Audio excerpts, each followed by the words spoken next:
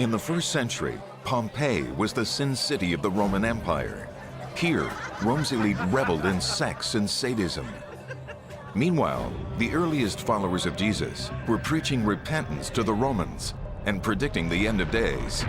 And then it happened. The Vesuvius volcano erupted and wiped out Pompeii and neighboring Herculaneum. Was the eruption the best thing that could have happened to Christianity? Did Vesuvius provide Christianity with the launch it needed? This is one of the secrets of Christianity being unearthed by investigative journalist Simka Jakubowicz. From deserts to tombs, from Rome to the Holy Land, Simka tracks down the truth behind historical myths, long-held beliefs, and some of the greatest biblical stories ever told. Volcanic eruptions have been known to influence the spread of religion. During the biblical Exodus, it is said by many that the eruption of Thera in Greece helped Moses by generating catastrophes recorded in the Bible as the plagues. In modern times, the eruption of Krakatoa caused millions to convert to Islam, making Indonesia the most populous Muslim country in the world. But what about Christianity? Does it have its own volcano? I think it does. On the morning of August 24th, 79 AD, the people of Pompeii woke up thinking that it was just another day in this playground of Rome's elite. But by 10 a.m., a slight ash started to cover everything. By 2 in the afternoon, the ash turned coarser, driving people indoors. Others started fleeing the city, but it was too late. By 7:30 the next morning, the volcano sent a gas cloud 20 miles into the air. Boulders of fire then rolled down the side of the mountain, incinerating everything in their path. The bodies of the inhabitants were trapped in cocoons of hot ash, creating these casts that would immortalize the dead. As it turns out, the eruption may have been the catalyst for the spread of Christianity in the Roman Empire. To understand why, we're on the trail of a 2,000-year-old mystery. The investigation begins in the city of Herculaneum, also buried by the eruption. In February of 1938, while digging up the ancient city, archaeologists discovered something that could turn biblical history upside down. Today, the public is kept away from this site. They uncovered the clear imprint of a Christian cross that had been nailed to a wall and then pried loose. This cross can date no later than 79 AD, when the city was covered in ash for 2 millennia. The problem is that scholars believe that the cross, as a Christian symbol, did not come into use until 300 years after Vesuvius. Few people want to challenge this opinion, and yet, in a city that was covered in ash, less than 40 years after the crucifixion of Jesus, here is a cross, seemingly treated as a Christian symbol. How could that be anything but a cross? You see actually where it was bolted? When they found it, the floor was still there, and there are images where you had an altar in front of it and a thing to kneel on. It's controversial because it's not supposed to be there, but what else can it be? This establishes crosses in 79. According to the Church Fathers, the earliest followers of Jesus, who were Jews, used a cross or an X as a symbol of their faith. For them, the X stood for the letter Tau, the last letter of the Hebrew alphabet. The X symbolized the end, perfection, righteousness. The cross at Herculaneum suggests that 300 years before the Roman Empire converted to Christianity and adopted the cross as its symbol, in the Pompeii area, the Hebrew Tau was already morphing into the Gentile or Roman cross we recognize today. It's the upper room of a wealthy house. It's not really a chapel. I think it's a private bedroom of probably a Jewish or Christian slave. So I think unquestionably, in my mind, this plastered remain is a cross, a T. But you know, some people will say it was too early, it couldn't be a cross. The cross is much later. Maybe it's a bookshelf. That's what people say. It's a bracket. That's nonsense if you think about it. You look at the shape of it. This isn't how you would bracket a bookshelf. And then it's pried off the wall. Do you pry your bookshelf off the wall and run with it, you know, when the city's being destroyed? But the plaster tells the story. There's white plaster around it. This is to outline it and to say, this is the center of my devotion. And we have an early Christian text that's been overlooked. It's called the Letter of Barnabas. It's from the late 1st, early 2nd century, so same time as the destruction of Pompeii. But the writer says that the letter T, which symbolizes the cross, stands for Jesus. To understand what Christians would be doing in the Pompeii area just 49 years after the crucifixion, the detective trail takes us back to where it all started. Jerusalem. In the year 66 AD, in Roman-ruled Judea, revolution had broken out. After 4 years of fighting, the Romans captured Jerusalem and its temple, Judaism's holiest site. The Roman general Titus torched the temple and turned hundreds of thousands of Jews into slaves. Among them were the earliest Christians from places like Jerusalem, Bethlehem, and Nazareth. Some of these slaves must have known Jesus. Now they found themselves in places like Rome and Pompeii. They were disgusted by what they saw, a culture where power and violence were the currency of the day, and sex was a religion. It's almost impossible to know just what to make out of all the sex in Pompeii. The way that just a great phallus can stick out of a wall in a street as you walk past. If I'm a Christian or a Jew brought in as a slave to Pompeii, I'm walking down streets where there's phalluses, what would I have thought being thrown into the world that was Pompeii? I think what worries them is how they have to live. Do they have to live as slaves offering sexual services? That's where the real moral crunch will come. That's the grim law of war, that if you're defeated, you are enslaved, you're led off in captivity, and you have to do precisely the things, the giving pleasure to others, that is always unpleasant for you yourself. For these deeply religious slaves, it must have seemed as if they had stepped into Sodom and Gomorrah. And then, 9 years after the destruction of the Jewish temple, Vesuvius erupted. Ironically, Titus, the very general who had destroyed the temple, was the newly installed emperor of Rome. Certainly, it's very clear in the early Christian narrative that the destruction of Pompeii is a consequence of the destruction of the temple in Jerusalem. What's far more interesting is to see that idea take shape in the Roman consciousness, and particularly in Emperor Titus's increasing paranoia. We're talking about someone who feared fire greatly, and for good reason, given what happened in Vesuvius. He's also facing an epidemic where people are febrile all throughout Rome, and that increasing fire within made Titus take cold baths and actually bury himself in snow. It was as if he was trying to fight back the force of fire itself, because he felt as though there was something he had not fully extinguished in the Temple of Jerusalem, as though this last ember of spirit had survived, and the wrath of the God of Israel was coming for him. I believe that the eruption of Mount Vesuvius in the year 79 drove thousands of Romans to join Judaism and its newly created sister religion, Christianity, especially Christianity.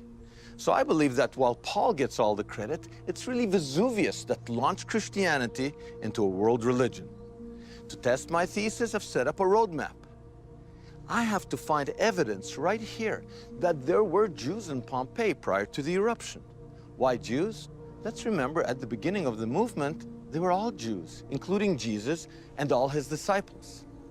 And secondly, I have to find evidence that these newly minted Christians, so to speak, warned their pagan Roman masters of the impending disaster. Why did they have to warn before?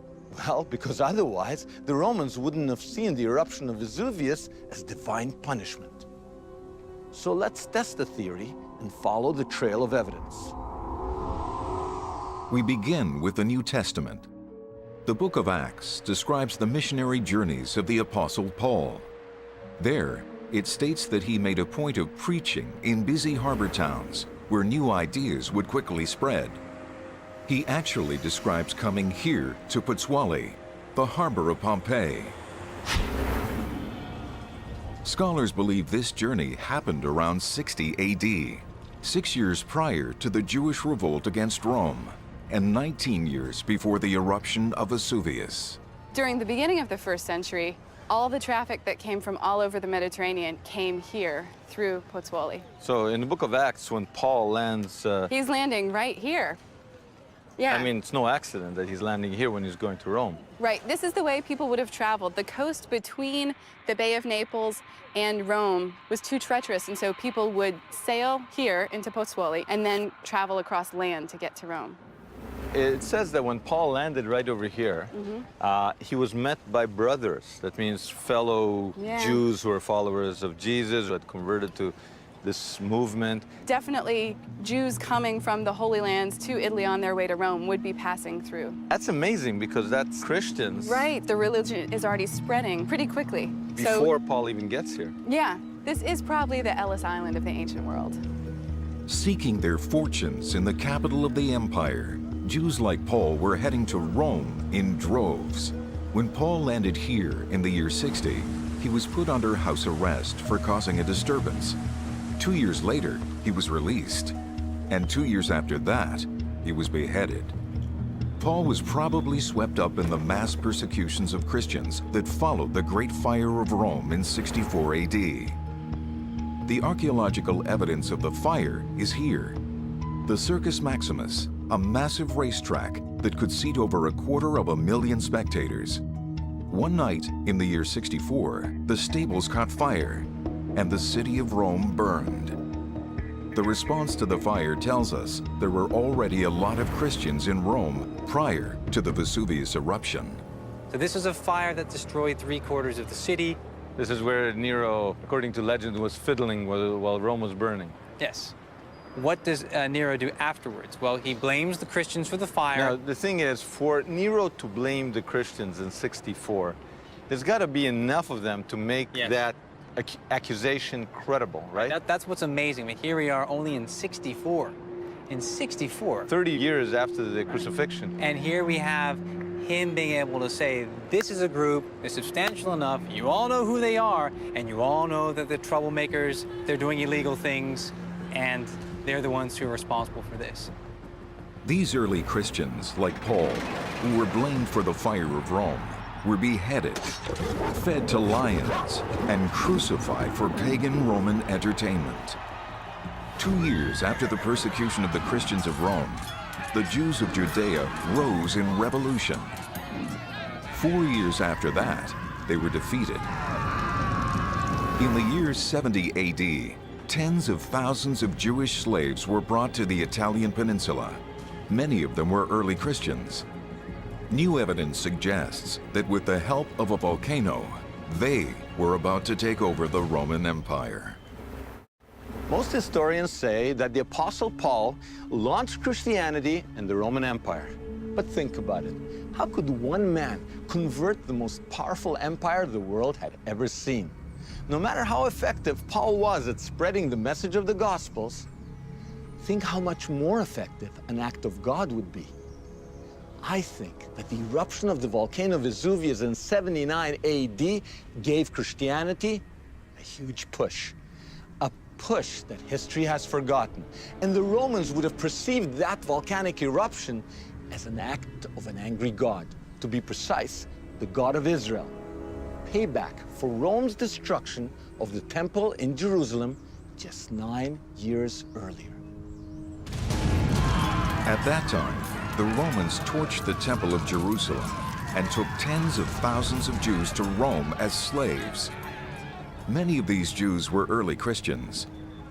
To commemorate the victory over the God of Israel, the Romans built a number of monuments, including the Colosseum. They used Jewish and Christian slaves, financing the project with monies plundered from the temple. In the year 70, the Colosseum literally went up as the Jerusalem temple came down. And only 100 yards from the Colosseum stands the Arch of Titus. The story carved on its stone surface is a boastful testimonial to the sacking of Jerusalem, a celebration of the looting of the temple's wealth, and the persecution of hundreds of thousands of Jewish slaves from Judea. Oh, here we have really fantastically well-preserved example of a triumph procession. And a triumph was a mega parade. There was everybody. There was the emperor. There were slaves from the place that you conquered. There was all the spoils of war that you brought back. There was money. In this case here, they brought back the menorah from the sacking of the fabulously wealthy and ornate temple in Jerusalem. Rome destroys Jerusalem in 70. Jesus is crucified in 33. We're only talking 37 years. Right.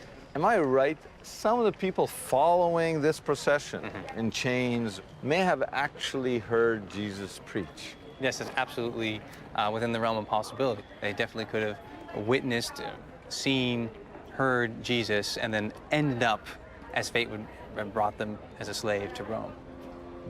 According to the Gospels, Jesus had predicted the destruction of the temple. Now that it had happened, Jews generally, and in particular the followers of Jesus, were waiting for the Romans to be punished for their deeds. In the meantime, they would have been sent to places like Pompeii, serving as slaves in opulent Roman villas such as this one. Here, the followers of the God of Israel found themselves serving pagans who worshipped many gods. Every house in Pompeii had a shrine to their domestic gods, the gods of that household. But what you could do is you would have little statuettes of the gods you want to worship, and you could pick and choose. So a lot of merchants would have Mercury because he brought profit. All these gods are there to protect. There would have been only one group, the Jews and the Jesus followers among the Jews, that would have said, God's not going to protect you. You burned down his house in Jerusalem. You're going to be punished unless you change your ways. Yeah, exactly. It's a very different way of thinking. The Romans may not have been thinking about divine punishment, but the slaves were. There's very clear evidence in the Acts and in other documents that Christianity was a religion that had a major appeal in the slave community. But it would be hard to get at archaeologically. In antiquity, there's a hierarchy of ways of writing. So the grandest bit, the public bit, is you take a great big piece of marble and you write in great big letters that high the name of the emperor and the official announcement. Whereas the graffito, with a little scratching thing, maybe a stylus or so on, written on the wall in a hurry by someone who shouldn't have been writing on the wall there, you may just catch a bit of a trace of the suppressed Christian voice. Professor Wallace is right. The suppressed voice can be heard in overlooked graffiti. The first one on the wall of an ancient toilet. Here we are in a latrine. I think this is one of the strongest pieces of evidence for the presence of Jews in Pompeii. This whole wall, basically, of the latrine is taken up with a humongous message. It's not a very nice message, but it names a woman named Martha. Hebrew. Right, it is Hebrew. And here's what it says. This is the dining room of Martha, and then at the very end, Kakat. She is defecating in her dining room. So Martha, whoever's writing about Martha, look at Martha. She craps where she eats. Yeah. But not only do we have the name Martha, triclinium is spelled Triclinum in Latin. It's spelled as it sounds. But here, triclinium has an H in it, so it would be pronounced triclinium instead of triclinium. A Latin speaker from Italy would have never said it that way. They would have just said triclinium. Martha and the person who's writing about her definitely are probably both Jews. Yeah, and probably slaves. And actually, you can see that if you're sitting here using the latrine, you would be looking directly at that wall with this huge inscription that's really hard to miss. So basically, it gives us hard archaeological evidence that there were Jews, maybe Judeo-Christians, slaves, in Pompeii prior to the eruption. Yes. So a crudely scratched joke on the wall of a latrine becomes solid evidence that there were Jews and perhaps Christians in Pompeii at the time of the eruption. and they were slaves. That's the key.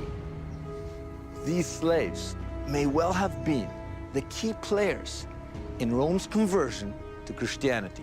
Think about it. Slaves like Martha may have heard Jesus' Sermon on the Mount and yet ended up in a Pompeii brothel. I'm convinced that the eruption of Mount Vesuvius that destroyed Pompeii and neighboring Herculaneum also helped launch Christianity in the Roman world. So far, we've shown evidence that Hebrew and perhaps Christian slaves were living in Pompeii at the time of the eruption. We've also seen that one of these slaves had the Hebrew name Martha. The evidence suggests that people like Martha helped convert Rome from paganism to Judaism and especially Christianity. But when she got here, the best Martha could hope for was to be a household servant. The alternative was life in a brothel. Here we go. Here we're in the hallway. It's smaller than I realized. Yeah, this is the first room. They had cushions on these beds, They did. There would have been cushions. Pompeii was a really busy city with people traveling through, and this was a place where you could meet people from all over. Are these free women or slaves? These are probably slaves. I know some people see this as erotic. It's quite violent. Well, if you were a slave in the ancient world, you really didn't have much control over your life. So it was certainly not a very nice existence. But is there any evidence that some of these women who ended up in this brothel were Christians, brought as slaves after the fall of Jerusalem? Just across the street, there is a building known as the Hotel of the Christians. And we're heading into the atrium. This is called the Hotel of the Christians, partly because there are many small rooms around the atrium, so it's thought that this could have served as some sort of hospitality establishment, but of the Christians, because very early on in 1862, there was discovered a very enigmatic graffito. But there's this one word that has fascinated everyone, Christianos. This charcoal graffiti had been preserved under ash for 1,800 years until archaeologists uncovered it. Exposed, it became susceptible to the elements. Because it was written in charcoal, it just needed a few rains and some sun, and it disappeared within 2 years. But in the short time between its discovery and its disappearance, there was only time for 2 experts to make tracings of it. So everyone has been working off of these tracings that were done in 1862. Then it would be the earliest archaeological attestation to the word Christian anywhere. Christianos, yeah, as an identity. Now, the problem was that nobody could make heads or tails of it, correct? Pretty much. There's a lot of writing, obviously. It's more than one word, but the writing around it seems to be pretty puzzling. And gibberish. So in 1926, Professor Newbold comes up with the idea that what? Comes up with the idea that we have an inscription that mentions Christianos that is transliterated Aramaic, and it's written in Latin characters. Aramaic is a Hebrew-like language that Jesus spoke. According to this theory, to understand the inscription, all we have to do is swap the Latin letters for Aramaic ones. When you do that, I can even understand from modern Hebrew, it says, a strange mind has overtaken A, doesn't mention who A is, who is now being held as a prisoner among the Christians. Now, that makes a bit of sense to me. If you come with a bunch of guys to a hotel across the street from a brothel, and suddenly one of the guys you're expecting to party with disappears. He's not doing that anymore. He's seen the light, he's born again. You may very well scratch on the wall. He's being held prisoner and missing all the fun. We now have archaeological evidence that some of these sex slaves were fighting back with religion. They were converting some of the pagan Romans to the new religion, Christianity. We now even almost know one of them by name, by his first initial, A. But if some of these Romans were converting to Christianity, what happened to them? What happened to A? From the texts, we know that wild dogs were let loose on Christians wrapped in animal skins. And amazingly, in nearby Pozzuoli, we have physical evidence of those early Christians. we have ancient graffiti of a man wrapped in an animal skin. Dating to the 1st century AD, this is the oldest graffiti of a crucifixion ever found. It caricatures the person crucified by depicting him with a big nose. The crucifixion is depicted from behind, so you can clearly see the cross.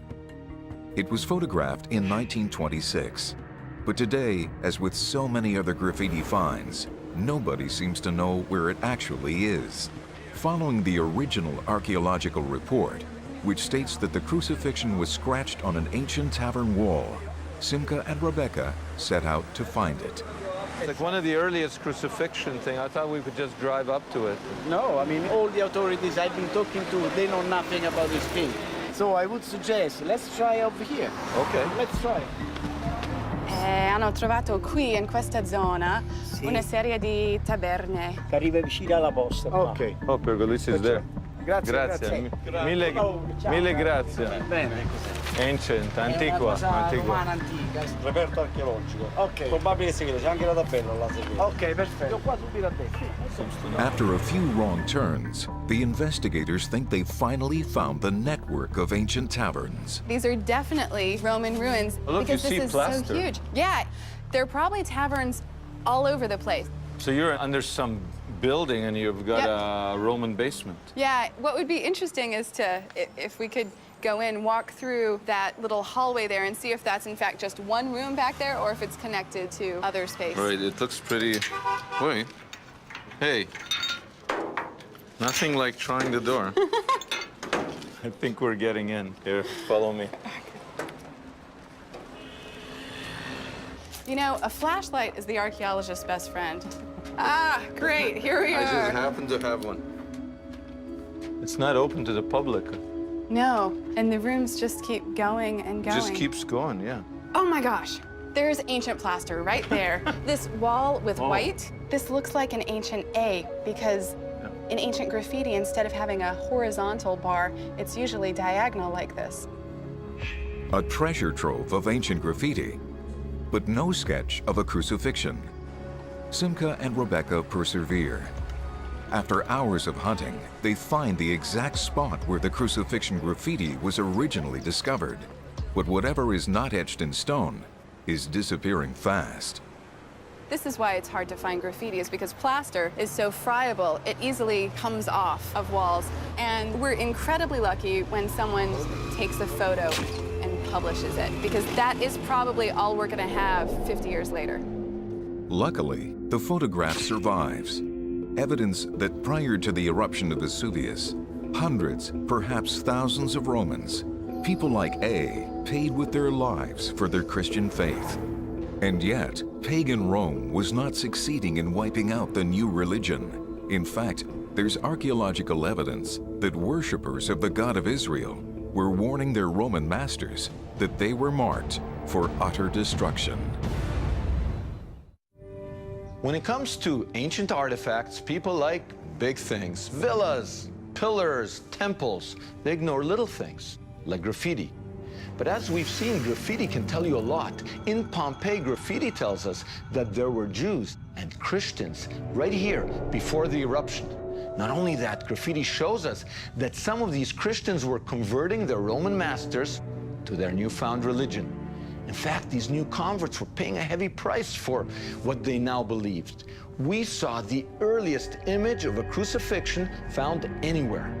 And we have archaeological evidence that the Jews and Christians of Pompeii were warning their Roman masters, were warning their pagan neighbors that they would soon suffer the wrath of the God of Israel. In 1921, a photograph was published of graffiti scratched on wall plaster.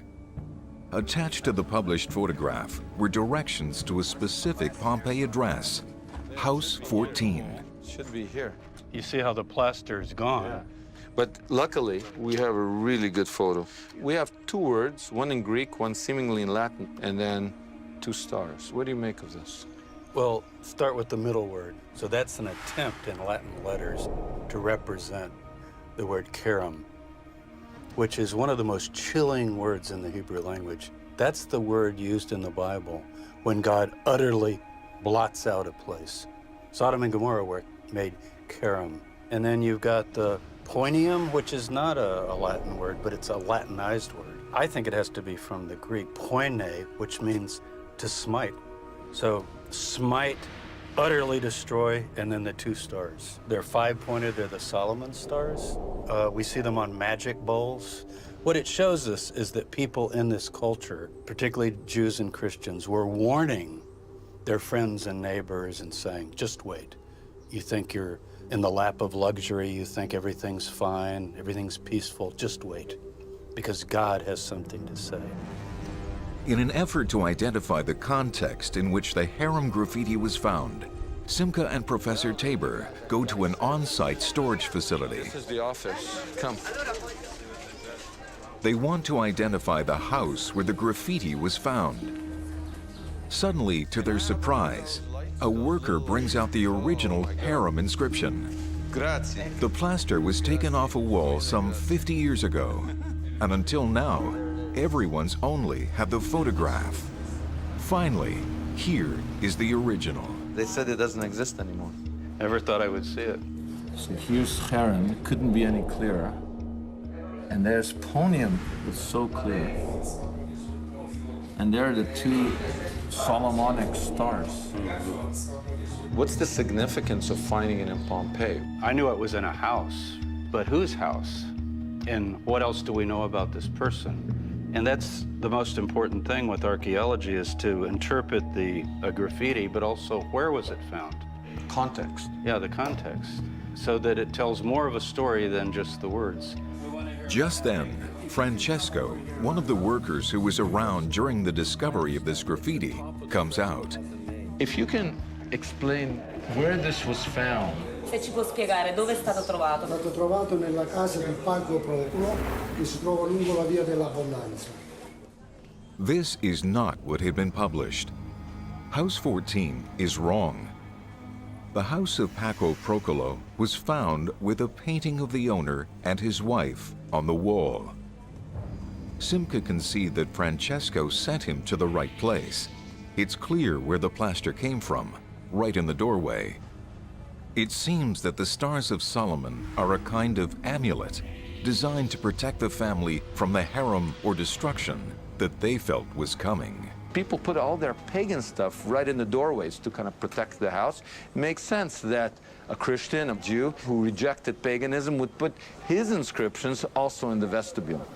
Do we know anything about this man? Lui si sa che era il proprietario di alcuni panifici qui a Pompei. Durante un viaggio a Gerusalemme si era convertito praticamente alla religione cristiana. How do we know that he converted to Christianity or... E ha fatto togliere i segni allusivi, abbiamo testimonianze. Vi ho fatto vedere dei segni allusivi che stavano sui forni. The phalluses? The phallus. The big phallus. He covered. Yes. It's a sign of piety. Whoever owned this bakery, this used to be a bakery, used to have these penises, phalluses, for a good luck charm. But then, here's the key. See the 2 tones over there? The 2 tones tell you something. It tells you that it was plastered over. It means that whoever held by that lucky charm suddenly didn't want it there. He converted to Christianity. Francesco shows Simca one final, astonishing piece of evidence. The same bakery owner who wrote biblical words on his doorway and had phalluses covered over put a cross in one of his bakeries. La croce del panificio. They found also a cross in a bakery. Wait. Looks like exactly like the one in Herculaneum. The significance of this cross here, it's graffiti. And it's graffiti that looks almost exactly, in terms of the plaster, like the cross that was found in Herculaneum. Where was it found? It was found over the oven. This settles the issue of Herculaneum because they weren't keeping books up there on a shelf. It must have been a religious symbol. The cluster of clues pointing to an early Christian movement in Pompeii is incredible. A cross found in a bakery, a baker who covers phallic symbols, and the same baker who in his own home has a graffiti of the Hebrew word marked for utter destruction. It seems that he was trying to protect his family from what he believed was imminent destruction. That destruction was not long in coming. In 79 AD, just 9 years after the temple in Jerusalem was destroyed, ash began to rain down on Pompeii. Right where we're standing now, we would have been inside the volcano, inside the nozzle of a giant rocket engine that's firing its thrust straight up into space, basically. 10,000 tons of rock that are going up into the atmosphere per second. It flows like a giant red-hot tsunami over the land. And the cloud itself is hot enough to radiate enough heat to ignite the trees that are pinwheeling toward people. If you saw this thing coming, you would try to get away, but you just did not have a chance. To experience the devastation from the perspective of a Pompeian family, Charles Pellegrino takes Simca from the mouth of the volcano to a middle-class home on the edge of the city. So, Charlie, what's the significance of this place? Some of the Roman letters and writings that have survived, specifically Pliny the Younger, who was 17 years old at the time, he gives us the time of the start of the eruption, around lunchtime. And what we're seeing here is the relatively gentle eruption. You have people who are able to climb up on top of the pumice, hoping that whatever is going on, it is going to slow down, it's going to stop. It's almost like people at a flood. You keep trying to go higher, right, and then you hope it stops, and then you're gonna drain. Right, and right on top of this very sequence higher up, we find the people themselves. Okay, now let's follow in the footsteps of the family. Okay. Take us right up. Perhaps the people are able to make some kind of rudimentary shelter, which is suggested by the wood that we see here. Herculaneum dies between 12 and 1 a.m. The first surge cloud goes right through Herculaneum, hotter than steel emerging white hot from a furnace. And within about a 3-second period, every person, every animal, every plant, the termites and even the bacteria are instantly carbonized. Over here in Pompeii, life still goes on for a while. But at about 7:30 a.m., the fourth surge cloud. This is right here. Right here, literally megatons of it, and it surges across the ground like a tsunami made out of ash. And here the people would have died in a time frame within 2 seconds, possibly less than 1 second. These are the people who were able to climb up on top of it. Here you can even see one figure that's putting an arm over another figure. There are skeletons inside every one of these casts. Now this is very, very sad because it looks like somebody's sheltering maybe a child and a parent. Well, what we have here, we won't know until we x-ray this one. Oh my God. But it could be bloating, or it could be a man trying to shelter from the ash, getting into the mouth of someone who is pregnant. The minute you said that, I suddenly realized we're looking at a pregnant woman and her husband is trying to shelter her. Yeah, and it speaks for us all, you know, that in a moment like this, you have this moment of mutual human tenderness that might be a different civilization, but these people are us. A few weeks after the eruption that may have killed as many as 20,000 people, an overwhelming number by ancient standards, Pompeii was a cold corpse of a city. People had died where they were. Thousands of bodies lay in their homes and out in the streets. The whole city was buried in small pumice stones and ash, up to the top floors. But there is evidence that after the eruption, Romans from other towns tunneled down to floor level, crawling on their hands and knees, coming face to face with the destruction. The tunnelers recorded their interpretation of the events as the wrath of God. Post fata novissima. After the most recent fata, the sun strengthens these pleasing to God people against the cold people. Almost like a biblical reference, that this is punishment, divine wrath. There are those people, and this is a very biblical terminology, who are pleasing to God. And there are those people, the pagans, who are not pleasing to God, and they're dead, they're frozen. You can literally see the wrath of God. Strikingly, the eruption of Vesuvius parallels a much earlier story that Jews and Christians knew all too well: Sodom and Gomorrah. Sister cities whose inhabitants were notorious for their sexual deviations. The book of Genesis records that as punishment for their sins, Sodom and Gomorrah were destroyed by fire and brimstone. Incredibly, there's a graffiti that directly links Pompeii to Sodom and Gomorrah. Today been made into a kind of modern guardhouse. But in the first century, this was somebody's home, and maybe the day of the eruption, or even the day before the volcanic eruption, somebody hastily scrawled on the wall in charcoal the chilling words, Sodom and Gomorrah. I mean, somebody literally is writing this while the ash is falling down. Possibly, yeah. It's not there anymore. It was on one of these walls that's now modern plaster. Wow. And it's been taken off to some museum. What do you make of this charcoal inscription showing up here? This has to be a Jew or a Christian who's thinking, why is the volcano erupting?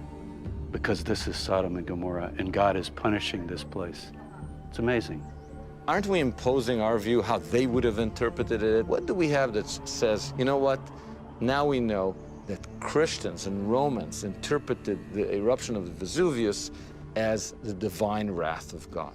In the last book of the New Testament, the book of Revelation, if you read that, it has to be a description of the destruction of Pompeii. Now, wait a minute. You telling me that Pompeii is mentioned in the New Testament, not by name.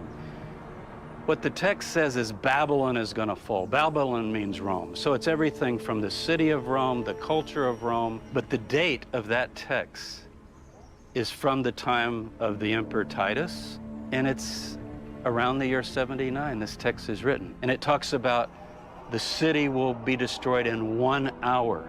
The smoke of its burning will be seen in the harbor, and mentions fornication and immorality. Allegorically, this is Sodom and Gomorrah.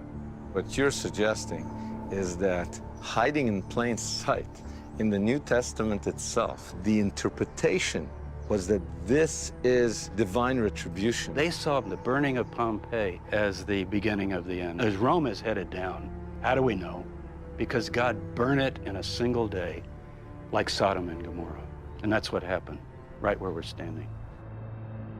I can just imagine a slave from the Holy Land cringing in a corner. There's nowhere to run, and ash is raining down. He or she, someone like Martha, would have seen the glory of the temple in Jerusalem and its destruction. Then in Pompeii, as a slave, they would have witnessed and maybe even experienced violence and orgies.